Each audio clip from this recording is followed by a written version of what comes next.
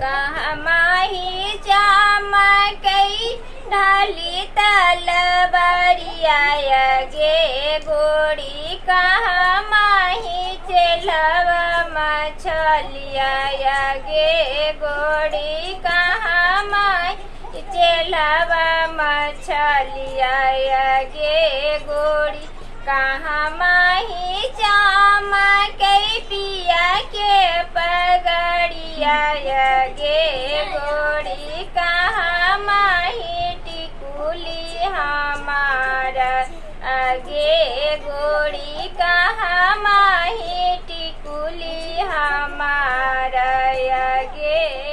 चमक है ढाली तलवारिया गे, चलवा मछलिया गे गोरी, नदिया ही चलवा मछलिया गे गोरी, सब बाही चमकई पिया के पगड़िया गे गोरी, सब बाही चमक पिया के पगड़िया गे गोरी, से जपर टिकुली हमारा गे गोरी, से जपर टिकुली हमारा गे गोरी।